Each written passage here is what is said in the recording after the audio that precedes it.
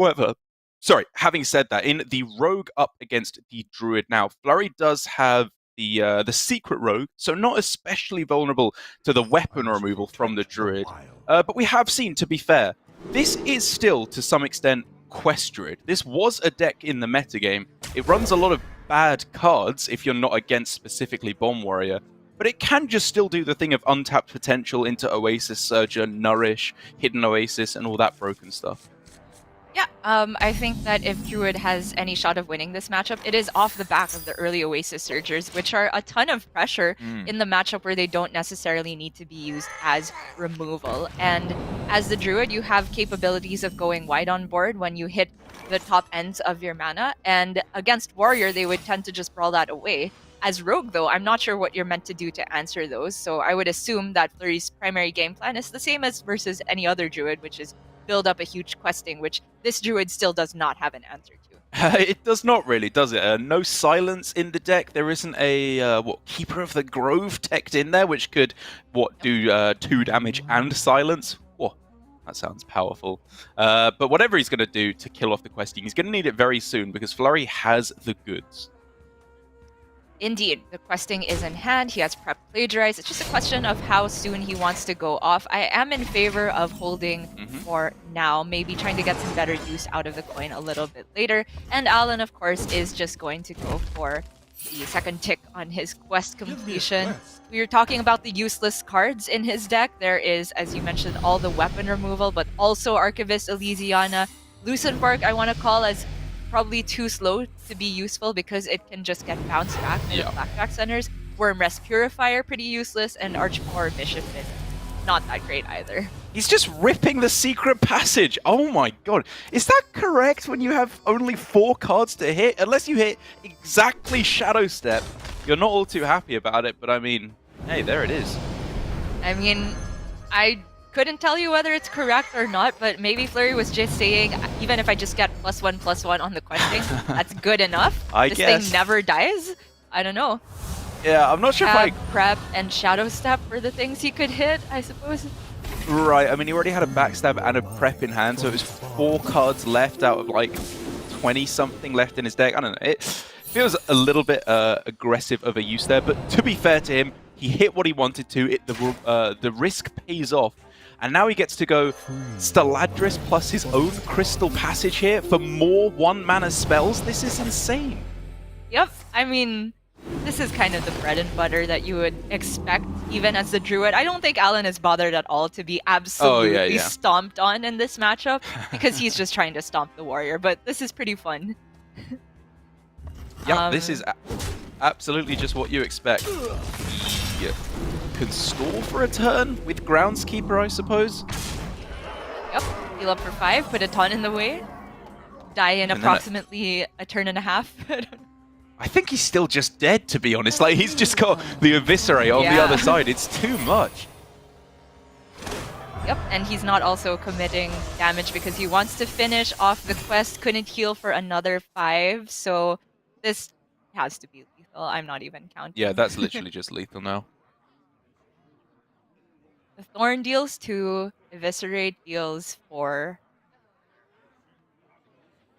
And then you can Shadow Step them. Oh wait, you can't Shadow. I guess, to be fair, because you have to trade in the minion, it's not quite so obvious as a lethal as it might otherwise be, but...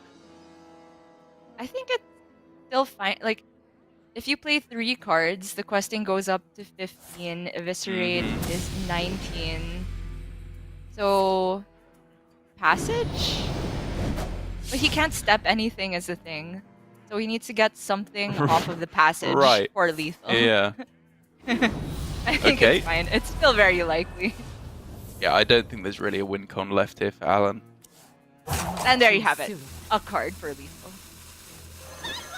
That'll do. Trade, lethal.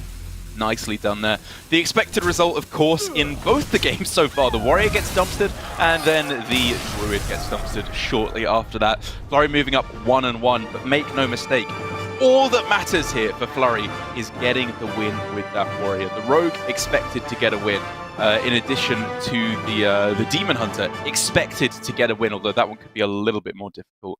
The Warrior really is the difficult deck. Yep, we were already seeing from the hand of Alan, all of those cards were pretty insane against Bomb Warrior. They don't do Right. much against Quest Druid, but he has gone all in on trying to bully Flurry's Warrior. And I guess it's important that we talk about the particular build from Flurry, which is not all that usual. There's an athletic studies in there and no pirate package, and also importantly, just the one Horde Pillager. So he doesn't have the full four equips of Wrench Yeah. Caliber available to him, which you would really need in this matchup. Yes, exactly. We've seen players go back and forth as to whether they want 1 or 2 Horde Pillagers in Warrior, and occasionally 0, although that isn't all too popular anymore. But I think here, like you said, you really, really do want 2, because the worst thing is that if you play your Wrench Caliber on curve and then it gets sticky-fingered away, all of a sudden you're left very high and dry. These Horde Pillagers, it's just sticking around. You really want as many activations as possible through resurrecting it after it gets oozed away. I think that it needs to be a very, very fortunate draw for Flurry if he wants to be taking the win with the Warrior against either of these decks. Because I definitely think that Alan is closer to the mark than Chonsu was when we compare the Galakron Warlock up against the Shaman. It's already got the job done. It's literally only the Priest and the Druid left. And if I had to rate them, I would say the Druid is like verging on 100% against Warrior. It feels like an incredibly favored matchup for the Druid. The Priest may be ever so slightly less so because it lacks some of those extremely powerful instant heal options, but still in a very good spot.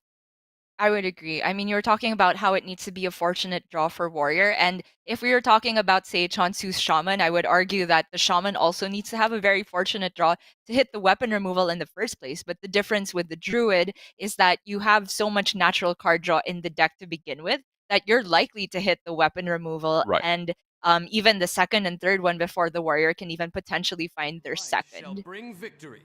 Very, very possible. We'll have to see how it shakes out in practice, though. Flurry going with the Demon Hunter now. He's leaving us on the edge of our seat here as to how the Warrior will perform. Because I do think up against this Priest, even though to the naked eye it still appears to be fairly similar to the regular Galakron builds of the Priest, it does lack quite a lot of bite. You know, you're losing Galakron itself. You're obviously losing any Cabal Shadow Priests that are thrown in there for the late game. You have Kartut defenders put in there as well. It's fairly difficult to push for tempo, especially as they have also lost the Sethic Veil Weavers, which is a pretty important way to generate value and tempo. Yes, if this were a regular Priest versus Demon Hunter matchup, I would say that Priest has an edge because on top of the healing that they have to survive Demon Hunter's big weapon pushes, they also have ways to build up a minion and force the Demon Hunter to remove that. For Alan, it's probably going to have to be an entirely control-based game plan, and the second that he doesn't hit one of the appropriate removals, it can be kind of tricky, especially since Flurry is running Consume Magic in his Demon Hunter list, whereas Alan has double Kartut defenders that he would potentially want to hide behind. To be fair, though, Alan's got a pretty insane curve here with the Wild Pyro into Kaj. This is huge amounts of tempo, and while Flurry has the clear and he can develop a Wand Maker at the same time, this is a lot of damage not going face right now. Yeah, very true. Mana Burn presents an interesting opportunity, not necessarily for this turn, but maybe Really? he is just gonna go with it. Okay, I was thinking he was gonna go for the full clear. Now the Karj can get a value trade and just be healed up. Right, exactly. The mana is just absolutely perfect here, and Alan's in the same... Oh, sorry, Flurry's in the same position, having only netted 3 damage. I do think I preferred just going for the board clear there and trying to run your opponent out of resources in the mid game, because they're really not likely to have that many threats in the early game to just keep throwing down. Right, and I also think that the Mana Burn has some utility to disturb either the weapon removal turns, if you're trying to protect your Marrow Slicer from a Sticky Finger, perhaps. He could have played Mana Burn with the Marrow Slicer next turn. Or maybe even disrupt the Soul Mirror. I do agree, I do. Flurry might be thinking that he just wants to hold on to all of the Twin Slices because of the Blade Dance that he has in hand. He is just going to end up using one, though. Okay, so he's going for a kind of halfway plan where he still gets the Ooze face in order to push more damage, but clears off the bigger half of the Kaj here. He is met, however, with Raise Dead on this turn, which is pretty insane, right? It could just be straight up Raise Dead Pyromancer plus Kaj, which is very powerful. Yeah. It's just good tempo, like you mentioned. We have not seen any soul fragments shuffled into the deck yet, so the Shatter Shard Mystic is not that scary yet. Although Alan can go for the even higher tempo plan of just yoink one away. Hold on to the Wave of Apathy because it could be hitting a more important target later on, and he already has a pretty good steal here. Yeah, I'm okay with this. I'm okay with this because he kind of still leaves himself with a pseudo steal effect with like Mind Flayer Kaj plus Shadower Death. He can still use that on a Glaive Bound or a Soul Shard. And the upshot of it is that Flurry is left in not the best of circumstances. He has the board clear quite clearly in a couple of different ways with either Blade Dance or just attacking in with weapons. But Alan still has consistent ways to keep pushing onto the board.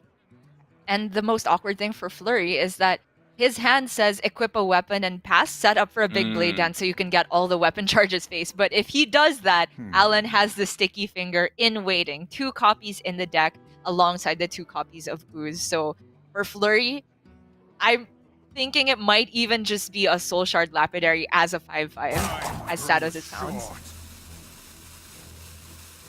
To be fair, like, going Marrow Slicer and attacking is not that terrible, because if the Kobold Sticky Finger does come down, the best target for it is to attack face, or I guess just wait with the weapon swing, so it's not the end of the world here if Flurry does get his weapon stolen. The Consume Magic is a good halfway point to go about it, because you still get to net the damage face. You don't give Alan the full weapon. And I guess at this point, Flurry has fallen so far behind that you can't really be hoping to get the Consume Magic on a Cartoon, and it won't have Outcast by next turn. Still, Flurry, I think, should not be all too devastated quite yet. He still has powerful board clear here with the Blade Dance and the Eldraki Warblades. 2 Soul Shard Lapidaries ready to come down as well. He's got a lot of damage that Alan needs to find some healing against. It's true. Eldraki plus Second Slice and Blade Dance this turn. I guess the mana doesn't work out all that cleanly, but as long as he gets the board clear, I think it's fine, because Flurry has the next 2 turns spoken for with the Lapidaries.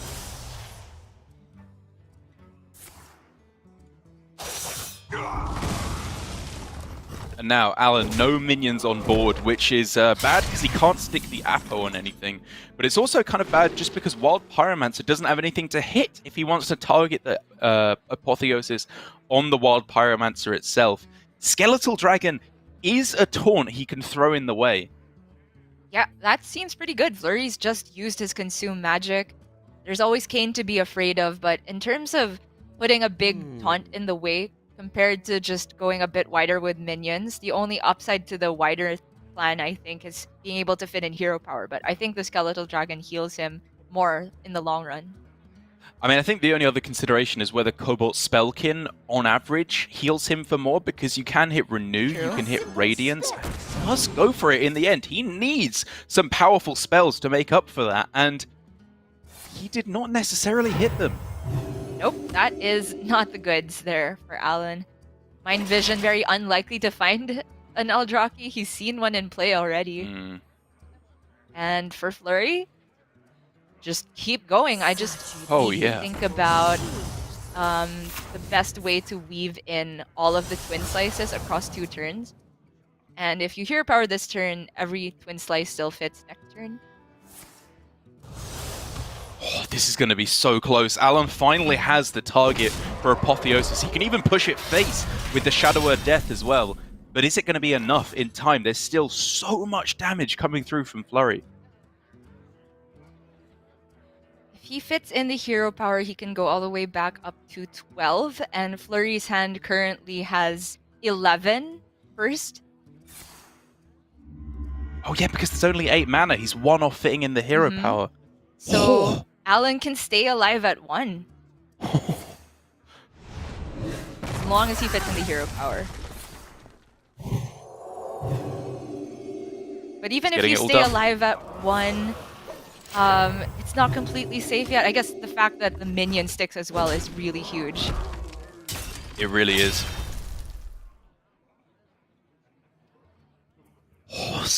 Skull of Gul'dan off the Oh top. man.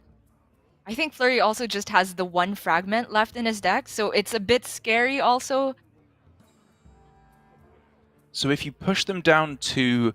I guess you'd probably push them to 2 here to get in the hero power.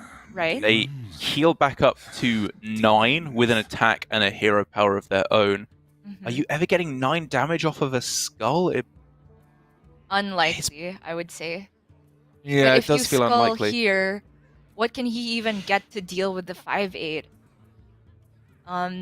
We've seen the consume magic. Demons.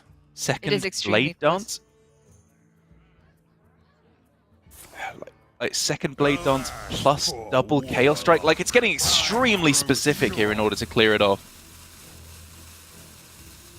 Not quite it, but the upside of waiting here for Flurry is that he's able to put down threats at the same time he goes for the clear on the 5/8, barring the draw of the soul fragment.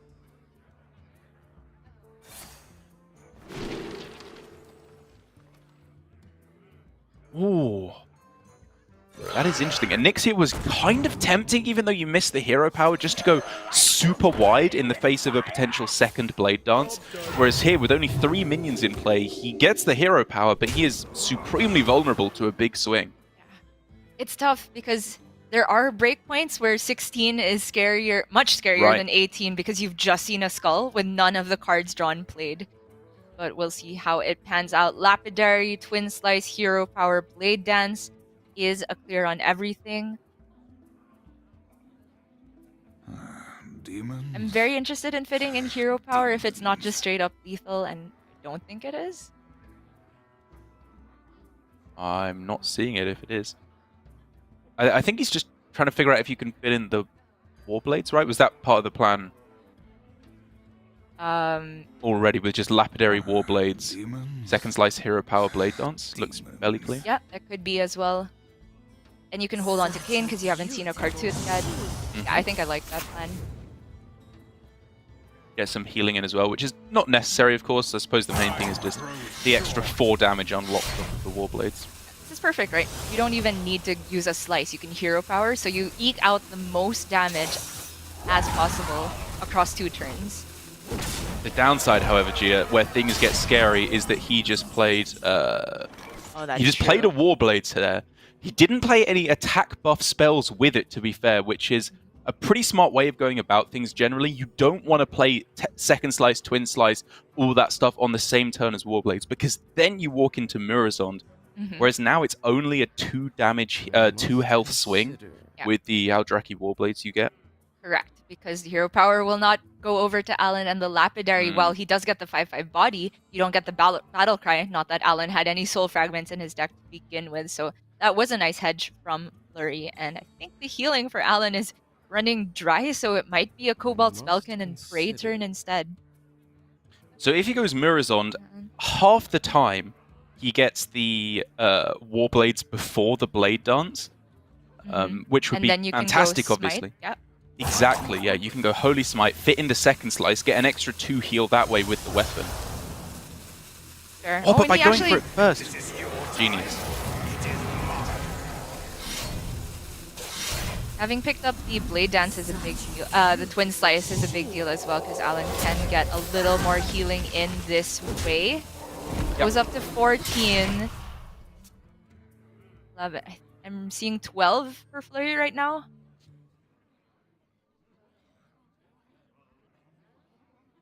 Six, 8, 11. Hero power is 12. 22.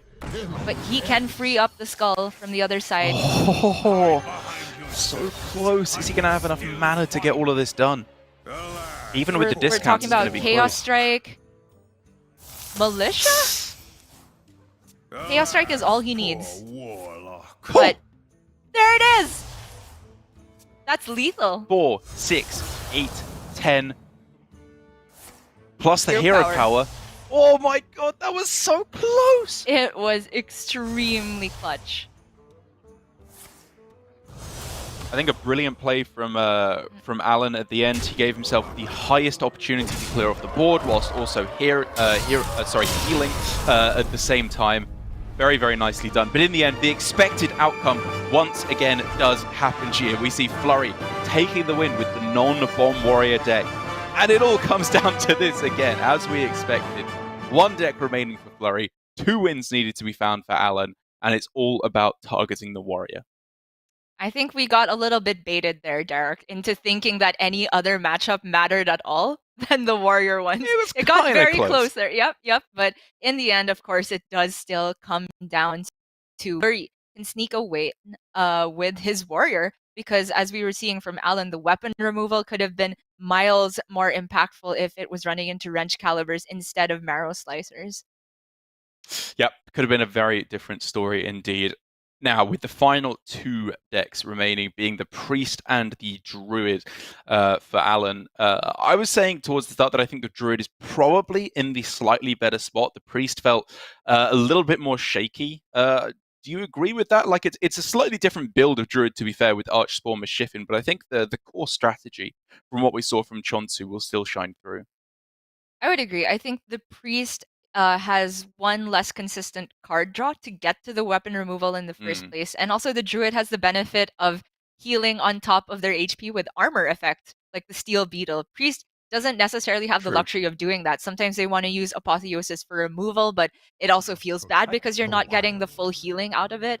And we will see the Druid up first for Alan. He is, however, off the coin, so Turbo Quest completion is not available. So any weapon removal effect is really what we're looking for right out the gate for Alan.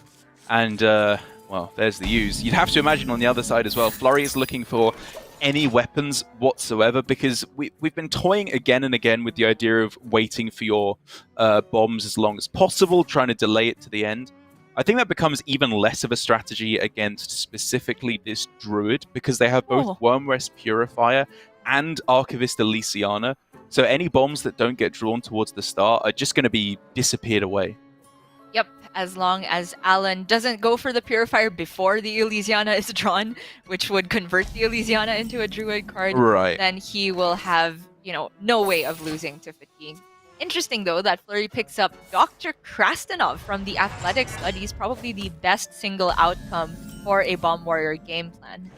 Yeah, you're very, very happy to see that. We were like running through what are the good outcomes that could potentially cheese a game, and the closest we got was like Krastenov or Kargath Prime in order to get an extra big body on board. Maybe a 10-10 can swing the game.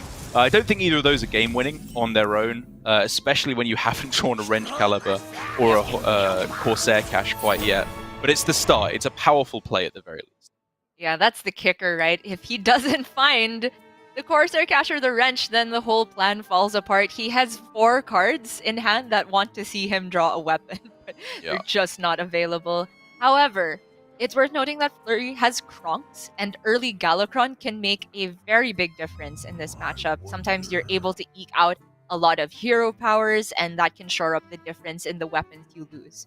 Right, like we were kind of coming to the conclusion after having played the matchup a little bit that even though at first we were thinking, Tempo Blastmaster Boom at the start has to be the strongest play, I kind of felt like it was just cleared up a lot of the time. It really just feels like getting the Kronks down is the most important thing. I like the discipline from Flurry, just giving up the Krastenov in order to maintain his board presence and not overdraw.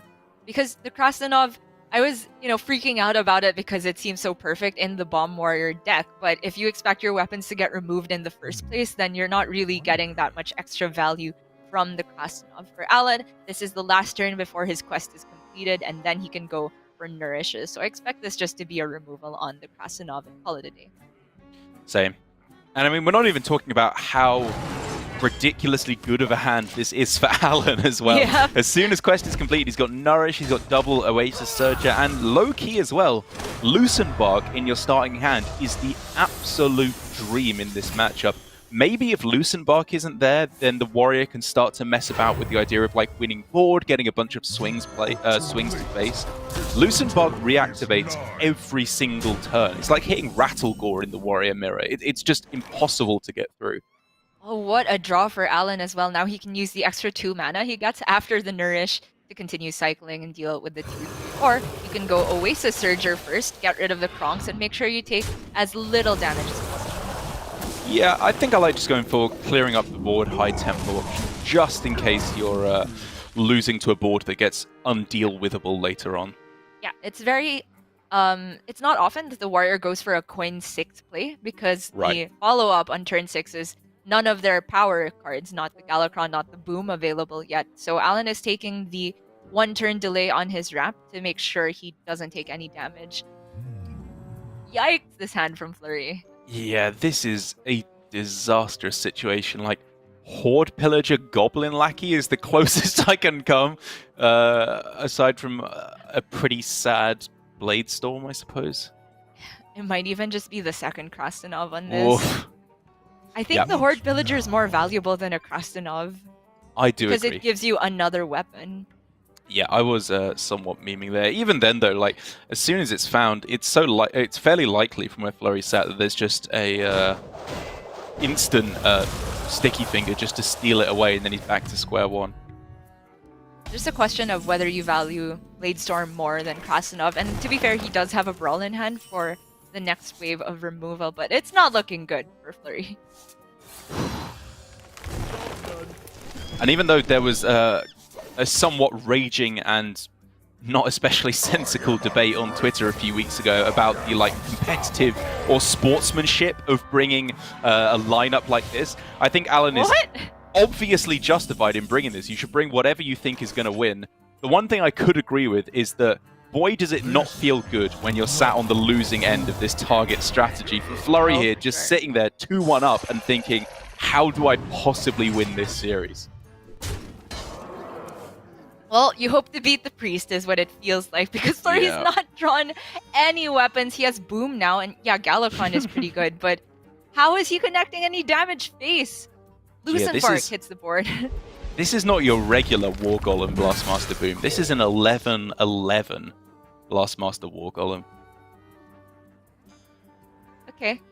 Still losing. I mean... but that's a thing. It is. I think Shield Block, try to hit the 1 Wrench Caliber for even the 1 pair of bombs from the Boom. It's fine. Okay. Even if you expect it to get removed immediately, you can still get the 1 swing on the turn it's played. And if it's Ooze instead of Sticky Fingers, sometimes you can follow up with the Horde Pillager. And if they don't immediately draw the bombs, then you can sometimes get the boon. Alternatively, it was like Hero Power plus Dr. Krastenov, I suppose, to try and clear up the board. Didn't feel great, though. And in the end, it's just the 1-3 Axe from Upgrade that is going to have to lead Flurry to victory. It doesn't seem especially likely, I'll say that. I agree with that assessment. Now Alan has to decide, is this Axe worth removing? No, that's actually a decision. It's not. All he has to be careful about is overcommitting his minions into a brawl, because, you know, sometimes you could get carried away and say, oh, the warrior is losing so bad, let me just kill them immediately, let me play both my Oasis Surgers and the Groundskeeper, and then suddenly you have a dead turn after you get brawled. Yeah, I mean, you do want to resurrect the Lucent Bark every turn, so I think the Groundskeeper was always happening. It's just whether or not you wanted to draw a card with the Rising Winds, because the Eagle, like you said, in terms of Brawl, the Eagle is kind of bad, because you just want the biggest minion to survive. But even having said that, again, if Lucent Bark dies, it's just getting rezzed straight back again on the following turn. Yep, I think this is a good partitioning of resources from Alan. He didn't commit the other Rising Winds, even though he had the mana to do so, because now he just has another round of threats, possibly 2 more rounds of threats after this brawl, the Oasis Surger, and then the Ghidra.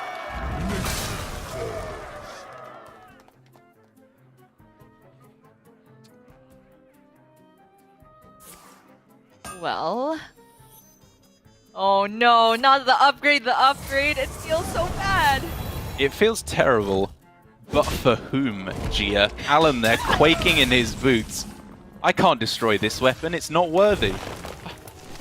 That's what you think. Yep. He does have 3 pieces of weapon removal now. It's the Raven strategy! Like, you can't use these cards if I don't give you something good to use them on. But yeah, I think it's fine to ooze this for Alan. He puts the worst weapon in the Horde Pillager pool. That's the real kick in the teeth there for Flurry, is if he plays the Horde Pillager half the time he just gets a 1-3 and is extremely sad about it. as Alan, I think, after having seen one brawl, pretty justified in going a little bit wider on board here. There's the cash.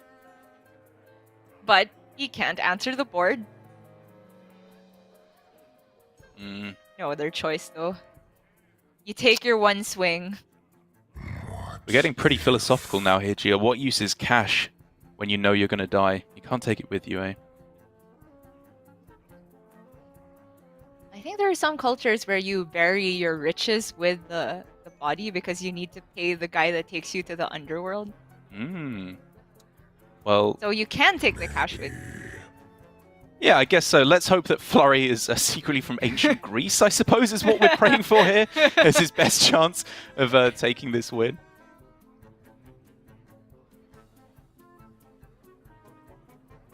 I mean, jokes aside, like, he needs to start formulating a game plan which obviously revolves around, number one, not dying, which currently is not looking like an easy first step. But then afterwards, in terms of when he plays out the weapons, does he try and get it as just playing them out as soon as possible? Wait until he's seen another piece of weapon removal? Oh, I didn't see this one coming. He's upgrading the axe. Oh my god. It's a way to stay... This definitely stays alive longer than just wrench caliber swing, but I don't think either line wins. Yeah. This is technically step one on the plan I set out. It uses up pretty much every valuable resource that he had in his hand, but technically, yes, he is getting through this board, I guess. For now. For now.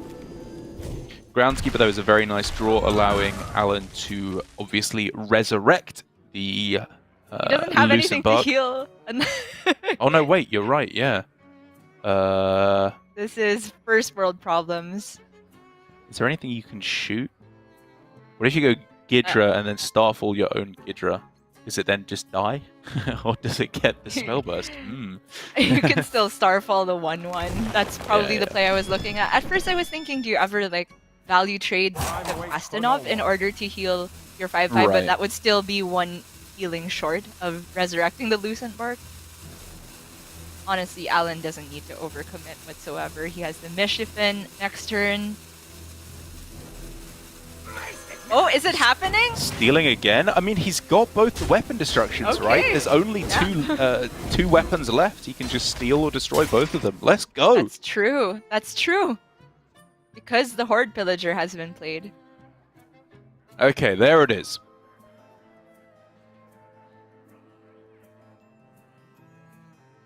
Flurry knows that this is not likely to stick. Correct. But I don't think Alan would ever play the Sticky Finger on an axe if there wasn't another weapon removal waiting in the wings. And so, how is he trying to use this? Is there any point later on in the game where there'll be like 1 or 2 cards left in the deck before the Elysiana comes down?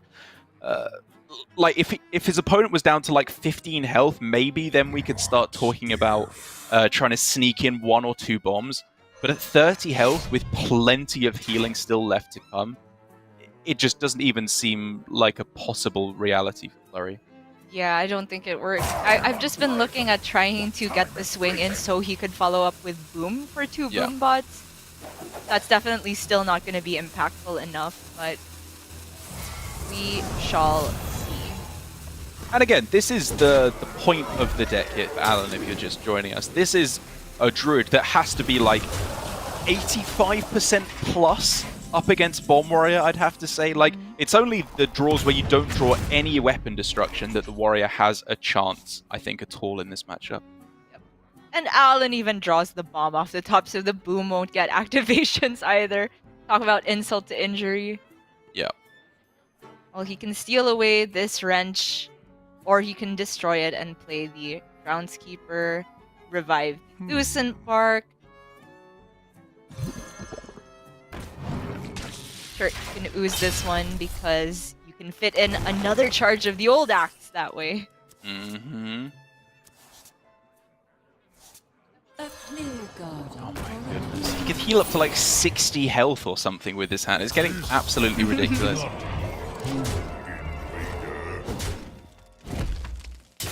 There's still the Steladris as well, right? Which is like even more healing. later on down in the game. I just hope we can see the Mashifin get played. This is the tech that Alan had that the other Druids didn't. You get Just for bonus a brownie little points, bit. Gia, if you can name the token that comes off of the combined hero power for Mashifin with both Taunt and Rush. I have no clue. I couldn't even tell you the regular token. You get negative points then. I hate to break it to you, Gia. Do you know the name of it? Well, yeah, I have the wiki page up right here. I was just checking 100% how it works when they combine, because I couldn't quite remember the wording. Although I didn't remember that the two options are Mashifin Attack and Mashifin Protects, which, well done, Hearthstone development team. Are they Good spelled job. with 2 C's? They're spelled with 1 C, but an apostrophe in the middle of the T's in the words. Oh, I love it. It's quite clever, yeah. Yes. This is the turn to play it. 2 9/9s. I guess that's weak to Bladestorm, but yeah, I mean, unless you want to heal the warrior with your hidden oasis, which is genuinely a play you can consider here. I agree. That does look pretty good here. It's just the Bladestorm, right? If only the Barov had one more attack on it, so you could heal for 5 after you traded down. If only, Gia. It's genuinely scary if they do have the Bladestorm into the boom as the buff minion, because then you are staring down an 11/11. But by trading the Barov instead of base tanking it, you play around Bladestorm. Very clean from Alan. Nicely done. Fungal Gargantuan coming in huge here. And although it trades evenly with Deathwing, it's just another ticked off the list for Alan. That's Deathwing, potentially something that you can be afraid of with limited hard removal. Check. That's gone. Move on with the rest of your day. Fungal Gargantuan is Sottle's nightmare fuel right there. True. You're not wrong. I don't mind just taking a 6/6, even though you don't get the max heal from it. Uh-huh. 3 last cards in Alan's deck are Stelladra's Healing Touch and Elysiana. Very you get cute. 2 heal from this, and Very cute. Alan just, Alan's played a ton of this deck.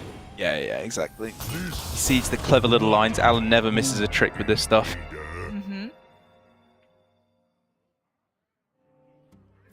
11/11.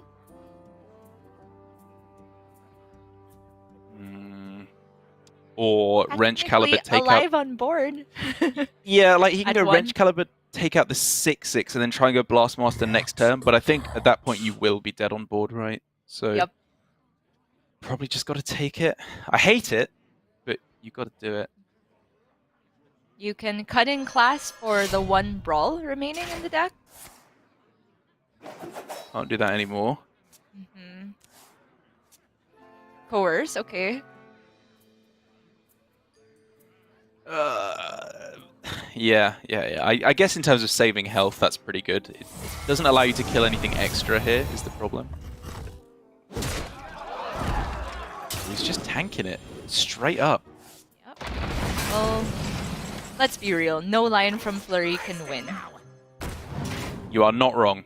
And least of all, this one, which leads Alan to the victory. We're going all the way to game 5. Gia. Everything so far to Alan going to plan. He lost both the games against the Rogue and the Demon Hunter, to which he said, yes, I lost those games. Exactly what I wanted to happen.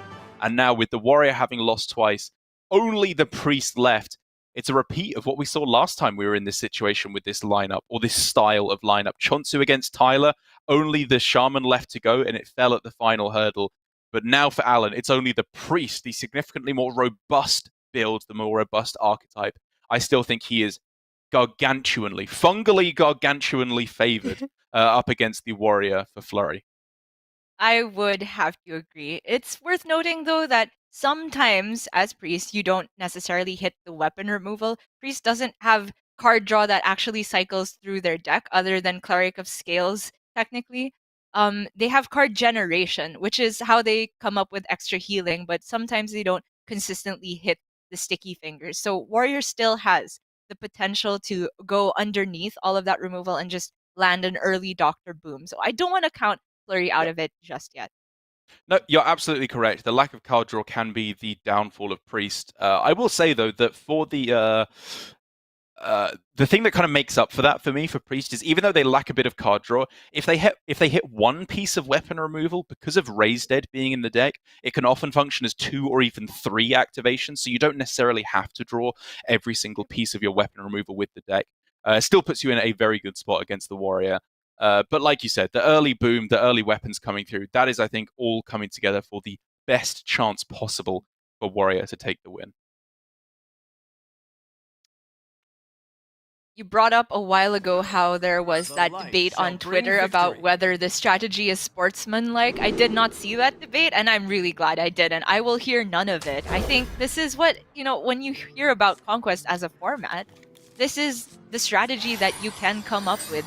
And it's not often that the meta allows for this theory to be put into practice, but for me personally, I like that Bomb Warrior is coming up with this debate. Like, is it worth the risk of bringing? Because there are players across all the regions that are brave enough to go for a strategy like this. Gia, I agree. You're preaching to the choir here. I think, to be fair, it was just a couple of players who were very salty after having lost 0-3 with their Warriors to this lineup, which, I, better than anyone, can understand the salt on that one. You're not rational at that point. You're speaking emotionally.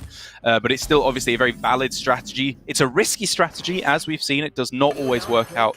But I think with the very solid play that Alan's been putting forward with the lineup thus far, he is in a great spot with the Ooze and the Sticky Finger to go all the way 3-0 against the Warrior. The only person that is allowed to be salty over the result of this series is Chonsu, because he was doing it for 2 weeks and didn't hit the Warriors. Fair. Very fair. I mean, it's a different story for Alan up against Possessi, I believe, True. As his second match, who does not have the Bomb Warrior. I think that will be a significantly more difficult series for Alan to win, although not impossible.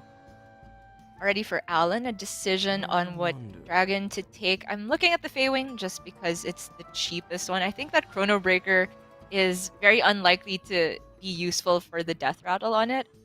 The Warrior hardly even plays small minions. Yeah, I think he's just thinking about the curve. Like, Evasive Feywing is playable on this turn, correct? Because he can just coin it out, which is worth quite a lot. Whereas Chrono Breaker is playable on curve next turn, I suppose would be his thinking here. I was thinking that would be the Spellkin instead. I agree that if you take Feywing, you don't coin it out because you want to have coin for Sticky Finger going into the Wrench Caliber. Very good point, and that's exactly what Alan has saved the coin here for. A devastating play, the one thing that Flurry did not want to see, but it's exactly what he's up against already. Disaster Town Flurry. Yep, doubly devastating because when it's stolen, of course, the weapon does not enter the weapon graveyard, and so Flurry cannot resurrect it with his Horde Pillager, if that were even in hand. What he does have, however, is Boom and Galakron and Kronk, so there's some heavy hitters in the late game. Yep, it's clearly a late game hand. He's not just going with the curve into Blastmaster Boom GG that you often try and do as Bomb Warrior. But it's really just whether or not he'll be able to survive for that long, honestly, especially with a very aggressive use of Brawl here on not an especially imposing board. Worst result as well. Or is it the best one because it's not in the Raise Dead pool? Fair enough. Fair enough. It was an aggressive use of Brawl, but I do think it's justified just because he has turn 7 onward kind of locked up for his mana. So you take a turn of removal and then you go for another Bladestorm removal in all likelihood, and then you just start dropping the boys one after the other. Yeah, Alan just has some heavy hitters of his own though. Like now that he's seen the Brawl come down, and a big evasive Draconid is super powerful. Pyrocopter. Aren't you supposed to just take the Rusty Raider at that point? Well, you can have a 4-1 or a 1-4. I guess they're both quite bad. I think I probably preferred the 1-4 just about, but yeah, I see your point. In some worlds, Alan would tank 4 to get rid of that Gyrocopter, so I get where Flurry is coming from. True. It's not all that unlikely, to be fair. There's the Wild Pyro that deals with it cleanly, but no Penances, no Holy Smite. Alan consistently here exhibiting very slow, very considered, very reserved gameplay here. He's not tempoing out his minions. He's not overextending. He's saving everything for its proper purpose in the matchup, because this is exactly one of those matchups where everything plays out as you expect. Alan knows he will win. He doesn't want anything crazy to happen. Yeah, as long as you are patient with it. We've seen, I think, from Rivius doing a similar strategy, but he ended up taking the Warrior Galakron. It still worked out in the end because he had Kartuts in the deck, but I don't think Alan will be doing any type of risk with Murazond. Couple of clears to be looking at here. Obviously, Lord Barov, I guess, being at the heart of all of them. Kronks doesn't quite line up as well as you might hope here. Upside of Barov is you get to fit in the Wrench Caliber for one swing, and even if it only gets the one swing, that would shuffle the second bomb, and maybe you just take your 4-bomb boom, which is as good as it's going to get. But in the end, he goes for the Kronks, which leaves a body on board, also significant. Yeah, the 6/6 is not bad at all. I suppose tanking the 7, I was thinking that as a big downside, but it's Priest. You just don't really care about that at all.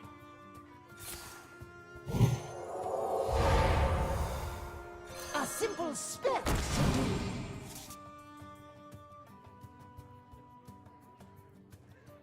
Yeah, Double smites, sure.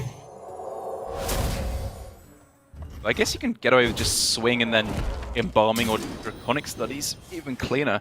It's again just using everything for its correct purpose here. Very slow and considered.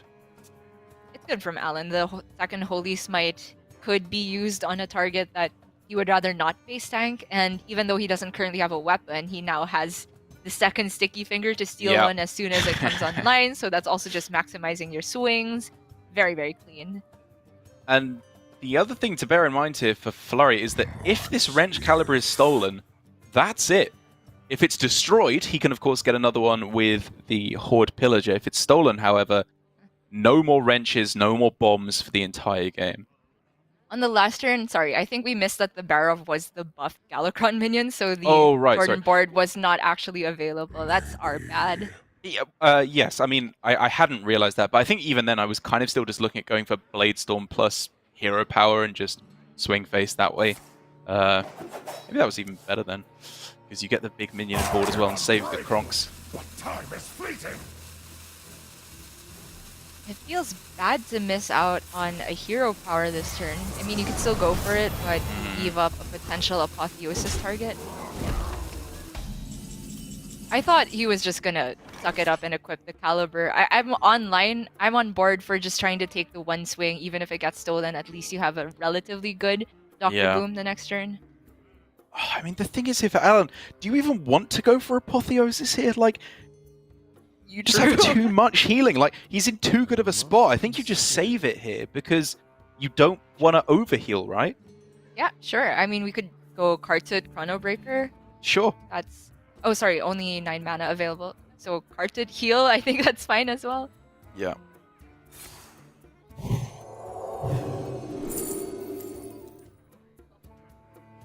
Master Spell into Blastmaster Boom?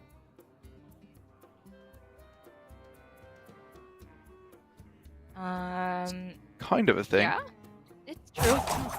I'm interested in creating hand space because of his Cobalt. True.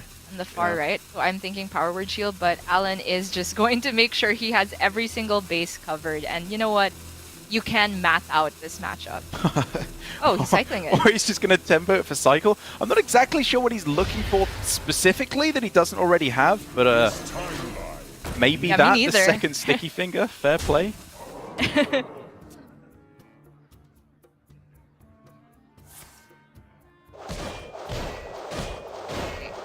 This is the cleanest boom he's gonna get. But it's only got one bomb in the deck. So he's just committing to not playing weapons, and this is something we discussed in the Warlock matchup. Yeah. Because at this point he can be fairly certain that there's one in hand, like after the Raised Dead has come down, and of course just the other Cobalt Sticky Finger that's naturally in the deck. it's extremely unlikely that this one is able to connect for a lot of damage. So, what's the long-term game plan for Flurry? Keep hitting them in the face every turn. Mm-hmm. Pray that they Hero can't... power. Exactly, yeah. Pray that they can't develop all too much onto the board. And then go for a Wrench Caliber at the end when they have very limited cards in deck, so they are more likely to tank the damage. Okay, I could get behind that, but if you're saving all of the bombs to come off the top one after the other, why not just play the boom now? Because you're not expecting it to get that much bigger. It's true. It wasn't that clean this turn because there was a minion on board, but say maybe last turn with the Blade Storm for Flurry. It was worth considering. And Alan just going about his business. All 4 of the weapon removals waiting in the wings. Yeah, very easy peasy. Nice and clean here for Alan. Flurry is even deeper into his deck than Alan is, even factoring the one of Bomb in Alan's deck, so there's no opportunity to go for Fatigue. Yeah, and Flurry has not been slowing down on the draw either. He played out the Cutting Class last turn. He could go for another one here even if he wants to keep the cycle going. Although I think if the long-term game plan is going to have any merit at all, from what I'm seeing so far, you can't be that far behind in Fatigue. I just don't think he can get there. He doesn't have minions to fight back with. There's still the Deathwing and the Dr. Krasanov in his deck, but Priest has removal for those, or at least stall. I really think he just has to go for a Wrench Caliber into Last Master Boom and hope that the boom stick. Yeah, again, he's trying this plan of getting down the 1/3 weapon and upgrading it with Krasanov, upgrading it with the other upgrade you'd have to imagine. You know, I respect Flurry for trying something different, because the standard game plan doesn't win in this matchup. But I don't think this is a winning game plan either. You can see where his head is at. He's trying to bait weapon removal. Maybe after he's seen one piece of it, and he'll feel slightly more comfortable playing the Wrench Caliber. But Alan has reached a point where he's at full HP, so he's fine raise deading when he already has 2 minions to play this turn. It is just that simple. I think you ooze the smaller weapon. And then you can go Holy Smite plus Draconid. That sounds pretty strong to me.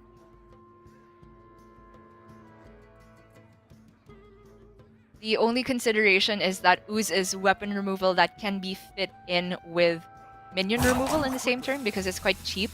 So if he's worried about Deathwing coming on the same turn as... I don't know. You can't even play Deathwing Wrench Caliber the same turn. Yeah. I don't know. I get your point. I don't think it matters very much either way. Yep. But Alan has quite clearly laid out a plan that developing a huge amount of tempo is not really the top of his priorities. It's just making sure he always has something, and he's happy.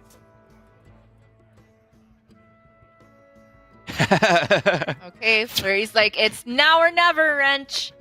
Flurry's like, we got him. Mouse on the back of my chair. There's nothing we can't do together. We baited out the weapon removal. It's Wrenchy time.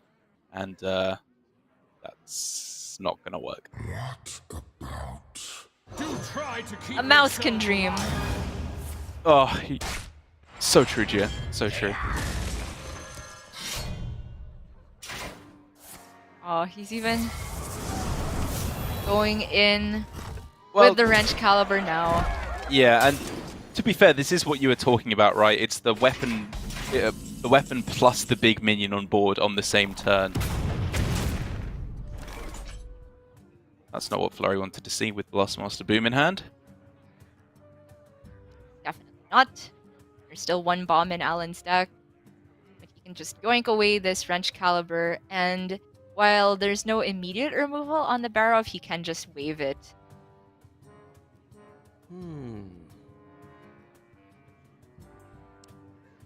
True. It's still a little scary, I suppose, that he doesn't have the instant answer here, to be fair, because he hasn't found either of his Cabal acolytes, which would probably just end the game.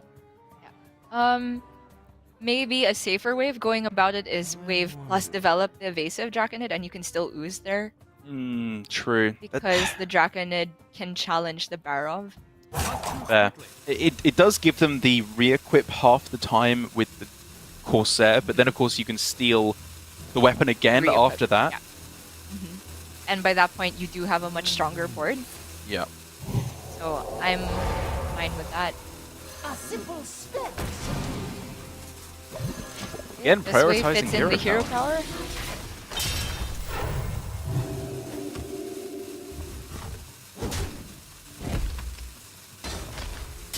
And now this is guaranteed Wrench Caliber or Flurry.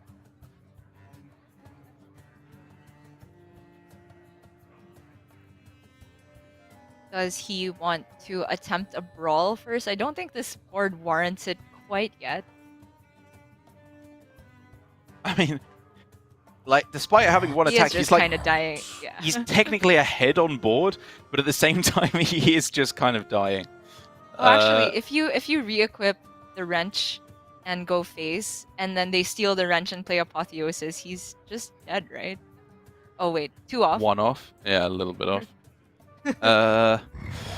Well, in that case, like, you have the opportunity of re-equip the weapon, swing into the 3/5, and then Blade Storm, if you want to get a clear that doesn't involve Brawl. Or you can just go all face and say, to heck with all of that, I'm just going to punch you and hope that this gets there. I think this is the highest odds line. Yeah. If you don't die right here, sometimes Alan doesn't heal for that much, and then you can go boom for 4 boom bots. And then Whirlwind? I don't know. Well, this is clearly the scariest situation that Alan is going to be in, probably for the entire game. So it's maximum everything. Fire everything you got at this board in order to try and shut it down. And he has some pretty strong clears, you know, go for Holy Smite, trade, and then you could even attack him with your face and just go for Apotheosis plus Kartut Defender. I kind of like fitting in the Kobold rather than the Kartut. Okay. The Kartut heals for more immediately than the Cobalt does, though. That's worth noting. Because if you don't set up a taunt, then Flurry can just hero power to make up for the 3 damage he misses from the weapon being stolen.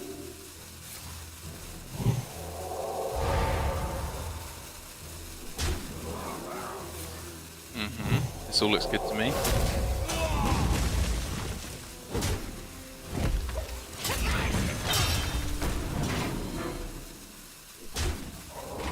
Puts himself at 17. Oh, okay, that's the only bomb in Flurry stack. Yeah. I think there's a way Alan could have like healed for even more, like not face tanking the minion there, but then he doesn't necessarily set up lethal for the next turn, so I'm fine with this line. And speaking of lethal, obviously Alan has it represented, so Flurry is going for the extremely slim chance of what? Dealing 7 damage and drawing both the bombs? Yep, he has the hero power. Okay, woo, there's a chance! 2 bombs off the top. That's the only way possible that Flurry can win from here. Oh, we didn't even see it. Didn't get to see it happen too fast, but there it is. Alan, at the end of it all, he is the victor, Gia. The strategy finally worked. Bomb Warrior went 0-3, everything exactly according to plan for Alan. It's all fallen into place. Even though we didn't get to see the Galakrond Warlock game, and even though we didn't get to see no bombs drawn off the top there, because these guys are not patient about the spectators. It's fine. I think that was very well deserved for Alan, even though it seemed like the lineup did most of the work as opposed to the in-game play. Alan's in-game play was still optimized, even spotting the cute plays to find a way to resurrect the Lucent Bark by crystal powering his own minion. I appreciated all of the nuance there. Yep, I really liked what I saw there. It does mean Alan moves up to 4-2.